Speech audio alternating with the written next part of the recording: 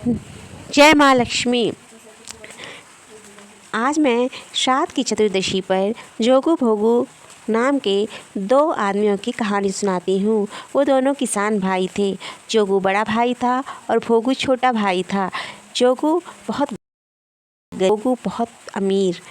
जोगू हमेशा अच्छे काम करता, सबसे नम्रतापूर्वक बोलता, और भोगू हमेशा घमंड में रहता और कंजूसी करता। भोगू की पत्नी को एक बार ये चस्का लगा कि वो अपने मायके वालों को और अपने गांव के आदमियों को अपनी शान दिखाए, अपना धन वैभव दिखाए। इसलिए उसने श्राद्ध करने की ठानी, परंतु उसका पति तैयार नहीं हुआ। उसे लगा कि ये रुपए की बर्बादी है। लेकिन किसी तरह अपनी शान मान दिखाने के लिए भोगू की पत्नी ने भोगू को मना लिया। उसके बाद फिर भोगू की पत्नी बोली, तुम परेशान मत हो, मैं दीदी को ले आऊँगी और सारा काम अच्छे से हो जाएगा। फिर वो जोगू की पत्नी को निमंत्रण देने गई। जोगू की पत्नी अगले दिन सुबेरे तड़के चली आई और उसके साथ सभी अच्छे से सभी जितने कर्मकांड थे सब किए, और वो खाना बनाकर अपने घर वापस चली गई और अपने घर वहाँ श्राद्ध तर्पण करने लगी। यहाँ पर ये अपने मायके की भाभी को, अपनी बहनों को बुलाकर खाना जिमाने लगी, और इसे पितरों का कुछ भी ध्यान ना रहा। पितर सबसे पहले जोगू के यहाँ गए।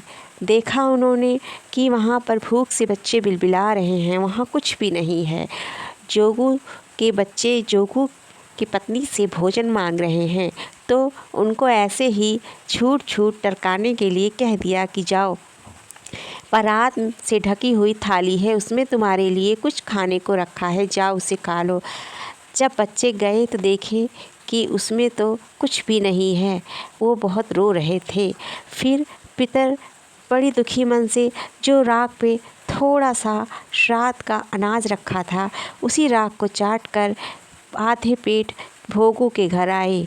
भोगू के घर देखा कि उनके मायके की भाभी और बहनें सारे 56 भोग खा रही हैं। पितर बहुत निराश हुए और नदी के किनारे चले गए। नदी के किनारे और भी पितर आए हुए थे। सब आपस में बात करने लगे कि मेरे बेटे बहू ने तो बहुत अच्छा श्राद्ध किया, लेकिन इनके पितर को बहुत दुख हुआ। उन्होंने सोचा, अगर मेरे बड़े बेटे के पास भी धन वैभव होता तो आज हम इस तरह भूखे क्यों रहते। तो वो खुशी से ताली बजा बजा के नाचने लगे कि जोगू के घर भी धन से भर दो, हे प्रभु जोगू के घर भी धन से भर दो। इस प्रकार कहते हुए वे अत्यधिक आनंद से भर उठे।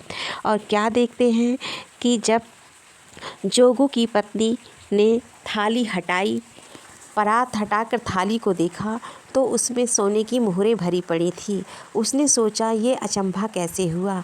फिर उसने इसे पितरों का आशीर्वाद समझकर पति को बुलाया और धन देकर कहा कि इससे लो और घर के सभी काम भली भांति करो।